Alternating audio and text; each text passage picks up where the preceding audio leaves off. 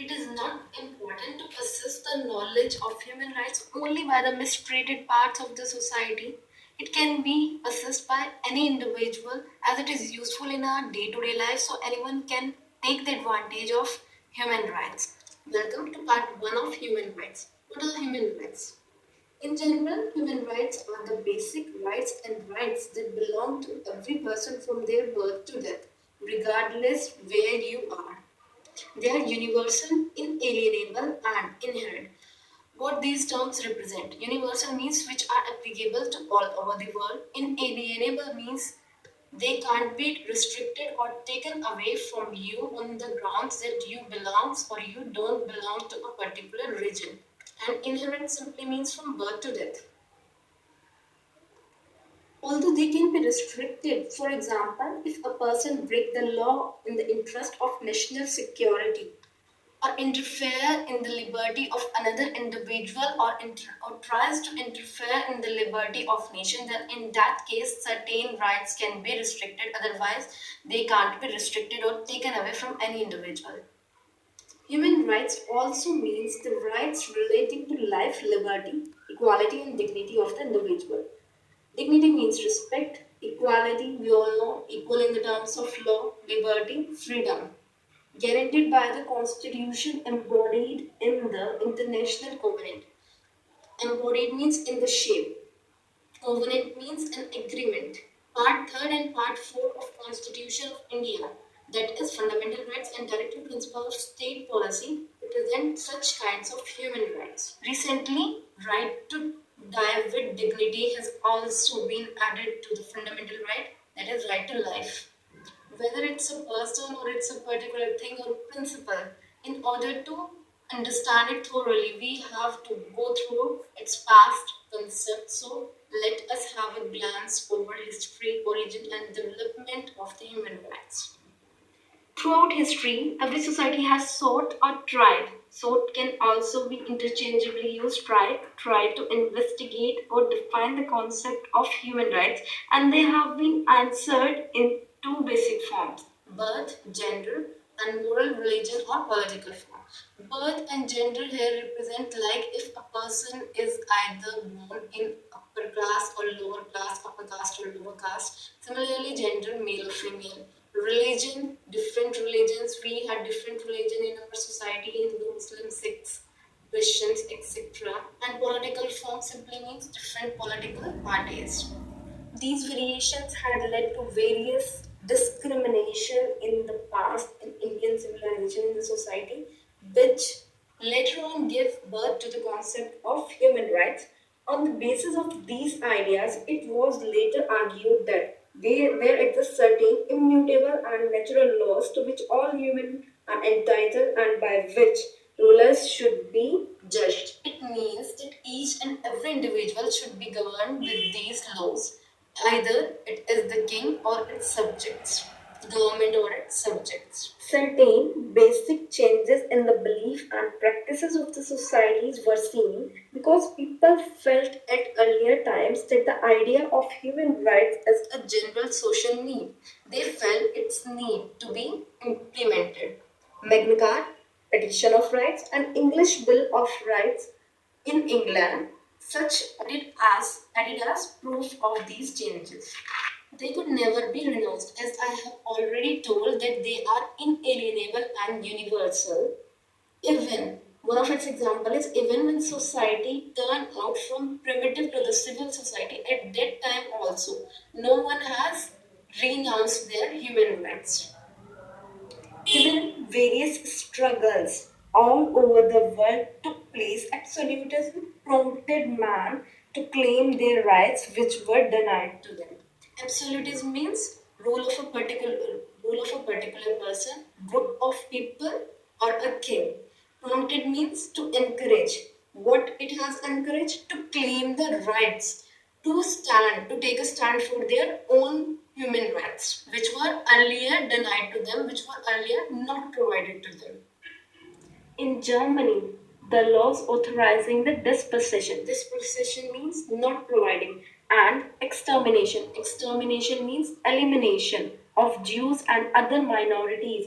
The laws permitting police search, arbitrary police search. Arbitrary means voluntary police search on their own will, and seizure the laws condemning imprisonment, torture, and execution without public trial, and similar obscurities brought new realization of rights. It means the reason behind the realization of new rights was despotism and absolutism. What is despotism? Means to be cruel. When the monarch or the king or group of particular people who was governing over the country, over the nation, was cruel in their behavior, they were not providing proper human rights to the people, it led to various revolution and it encouraged them to protest against all this. Let us take one of the connecting example in India. In past, in our history, an act named Rowlatt Act was passed by the British government. It was similar to that passed in the Germany, which permit arbitrary police search and even and imprisonment. Imprison means to jail. Imprisonment without public trial, without the judgment of a judge.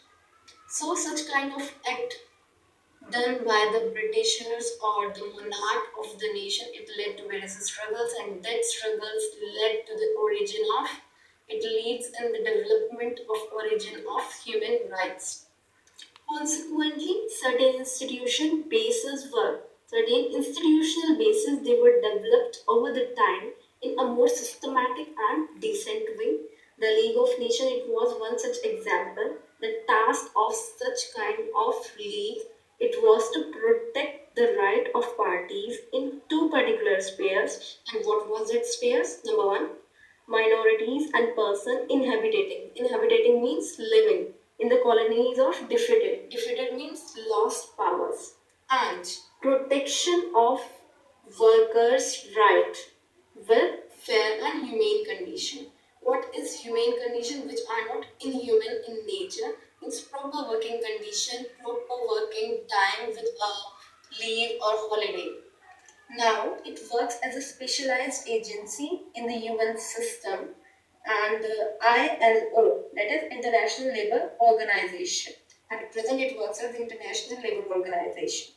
We all are aware with various revolutions which had taken place in the past, such as American, French, Russian, and English Revolution, and the sources of regime. Regime means establishment, that is Human Rights Declaration, a cornerstone. Cornerstone means which is a basic or essential post word in the Universal Declaration of Human Rights, adopted on 10th December 1948. 10th December 1948 at present is celebrated as Human Rights Day. Why it is celebrated as Human Rights Day? As Human Declaration, it was adopted on this day, which seeks to protect the various humanitarian rights. This 20th century, it brought a new concept of human rights, that was the adoption of equality, liberty, that is freedom, and social justice, which is in the past foundation of human rights. It can be classified in two different forms. Number one, modern Western political thought and philosophy of law, and number two, religion. Religion is related basically to Indian civilization. The first documentary use of the expression of human rights it took place in UDHR, that is Universal Declaration of Human Rights. Actually, what is documentary use? Means in written in particular form, and it take place in UDHR and two other covenants, that is ICCPR and ICESCR. ICCPR means International Covenant on Civil and Political Rights, and ICESCR means International Covenant on Economic, Social and Cultural Rights, which came into existence with the consent of UN. What is consent? Means permission. And what is consent means permission, consideration. And UN, of course, United Nations. It can be said that concept of human rights it was in rudimentary form. Rudimentary means embryonic, means beginning stage in ancient times. It was in its rudimentary form in ancient times. In formative stage means a little bit with a little bit modification with a little bit perceiving level means thinking, which was considered by the victim in the Middle Age and fully growth in the 20th century with the formation of United Nations. In the long history of Indian civilization, the freedom of thought and speech, freedom of one's life in the light of one's belief, it was taken to be natural foundation of human relationships. It was always taken for granted. It was always taken for granted means it was never given too much importance in the past of Indian civilization. However, the freedom of the individual in the Western societies it was secured after a long and bitter struggle against the church and against the state. Therefore, it is in view of the fact that the West possesses rich literature to its defense and the same is absent in India. It would be wrong to say that because it was present in India as well, but it was not given that much importance in the past. People have not realized it yet. That's why it is not mentioned in the Indian literature and it is not given that much importance, but it doesn't mean that it was not present in Indian civilization. It was present in both Indian civilization and Western civilization, and it is overall a world concept. It is not a concept of either India or either Western concept. It is a concept of humans. As we have read earlier also that human rights it may be established in two different frameworks in Western political philosophy of law. That was number one. And number two is of dharma, that is of religion. It belongs to Indian civilization. It belonged to Indian civilization. In India, fundamental of these principles was detailed in detail. It was laid down in form of guidance of king. For the guidance of the king, sorry. It was laid down for the guidance of the king. It was his duty of the king. It was the duty of the king to uphold the law and he was subject to law as any other person. Means law is applicable to all, whether it's a king or his subject or his country people. It was not only applicable to the country people but also applicable to his king as well. One of the chief duties of the king was to take care of administration of justice. And with what he have to take care of administration of justice, he has to take care of administration of justice with religion text, local customs and written codes. It was his obligation, means it was his duty to enforce them, not only the sacred existing laws but also customary laws. Customary laws means right and claims of their subject, right and claims of his subject. This was the embryonic stage of human rights. Embryonic means beginning stage. EMBRYONIC. These guiding principles were taken from the religious texts like Vedant, beside Ved, Upanishad, Mahabharata, and Bhagavad Gita. They also contributed a lot for the foundation and development of human rights. As we know, Upanishad emphasizing the individual self and its truth says that nothing is higher than the person. Nothing is higher than the person. It is laid down in and emphasized in Upanishad. We all are aware with Mahabharata. It also emphasizes on the point that without ethical and moral principle, there is no true happiness, and society cannot hold together without these principles, such as truth, self-control, asceticism. Asceticism means principle of avoidance, means principle of not giving a damn, right? Generosity, etc. These all are laid down in Mahabharata and Bhagavad Gita. It teaches us, means it guides us to meet the obligations, means to meet the duties of life. However, one cannot possibly ignore the violation of human rights. Rights in ancient India, which mainly stems means originated, which mainly originated from the social stratification. Stratification means division, social division. It was largely stratified on four major divisions. We all are aware, very much aware with four major divisions of the society. In the past, it was Brahmin, means religious priest, warriors, that is Kshatriya, Shudra, lower class people who used to serve all other three classes. Vishya includes trading community and agriculturists as well. So these divisions, four major divisions, it led to discrimination, and discrimination led to realization of people for their human rights. And when they have realized, they protested against absolutism or discrimination done on them by the society or which they were facing by the upper caste or upper class in the society, right? According to these duties, their violation of their rights led to violation of their rights and dignity as well. These assigned duty led to violation of their rights and dignity as well. But in general, the ancient Indian society, it was peaceful within the moral codes of conduct of the society provided by religion.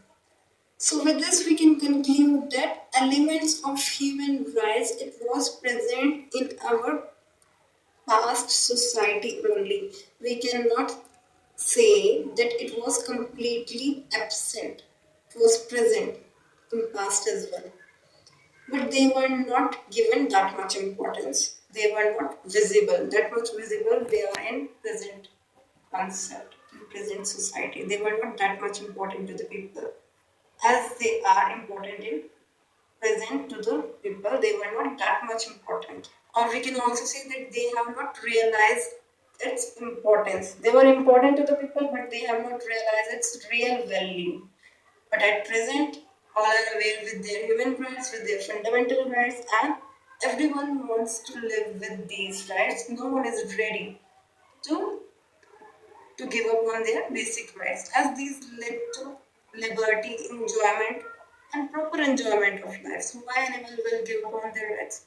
No one. Even if a person contracts to give up, then also they are not legally, giving up is not legally valid. It is void from the or in the eyes of laws. Through the Mughal government, it could be typically criticized as centralized despotism. Its judicial administration contained all the basic elements of modern doctrine of due process of law, fair trial, and independent judiciary. These elements were present in the Mughal time as well, in the Mughal government as well. Although people used to criticize that it was not a good period, it was not a good king. But then also we can take some examples. That is like of great Akbar. Secularism was present at his time at that particular period. Hindu and Muslim both can preach their own religion. So the element of equality was present either in one form or in another form, but it was present at that times as well. Even certain measures like introduction of English education, merit system for recruitment, etc., and even commercial representation system of discriminatory representation made by the Britishers, it has somewhere contributed in the proper development of human rights. Without all this, it was not possible to realize the people their real value, to realize the people the real value of their dignity, of their self-respect, and of their human rights. Being influenced by the English education started a movement for renuisance. Renuisance means to get aware again. Renuisance means to get aware again. Renuisance and reformation. Reformation means to form again.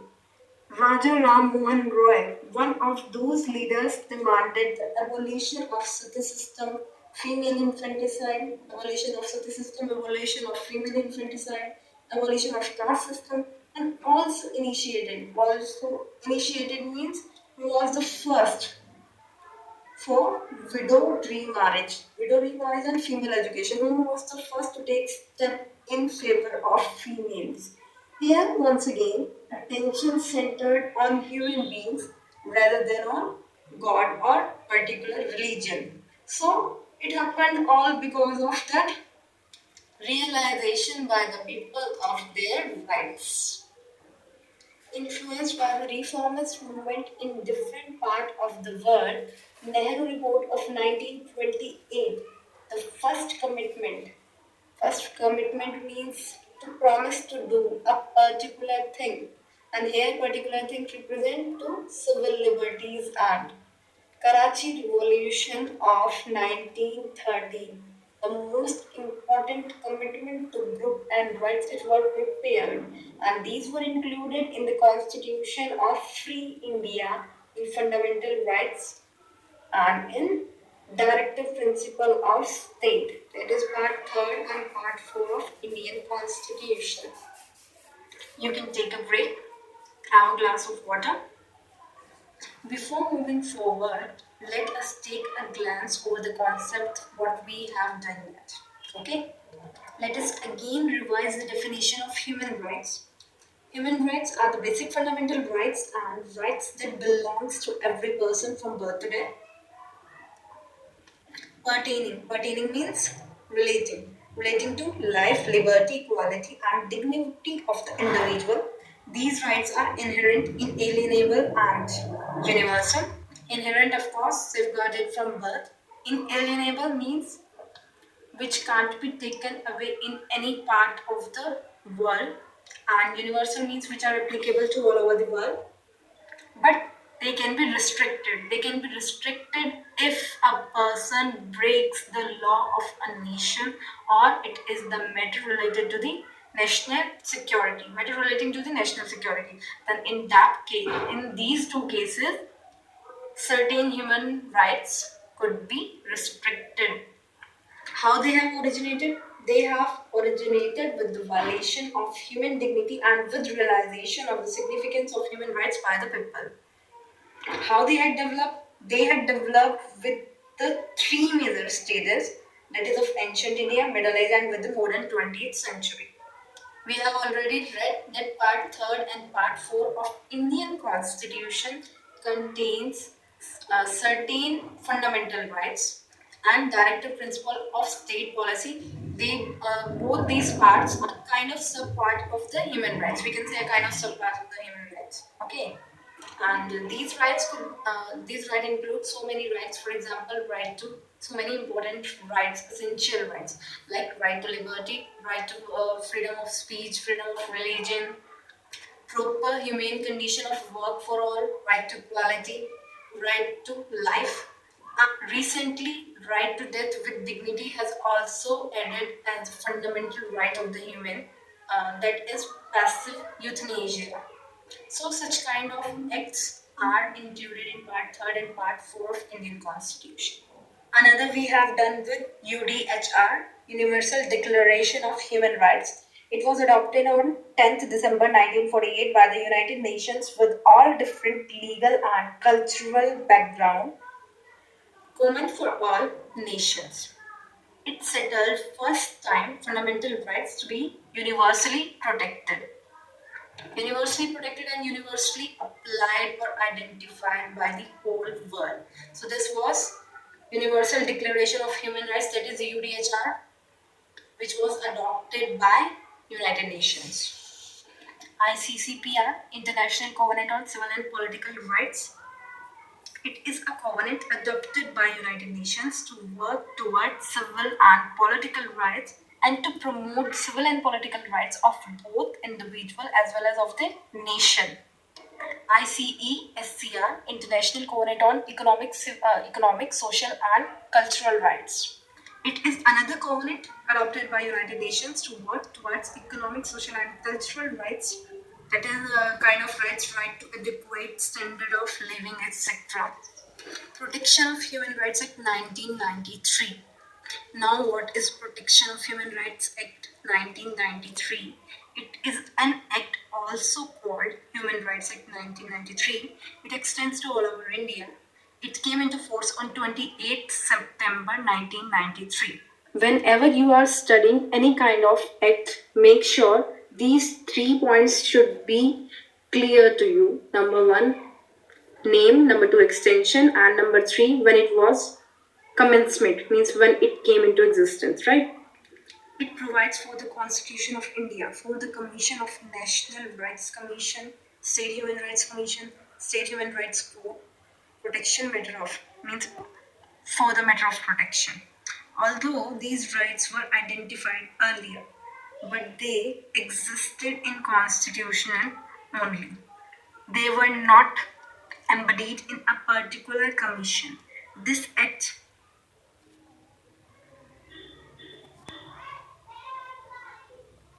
led to the embroidered the concept of rights. Embroidered the concepts of rights of rights which were earlier laid down in our constitution.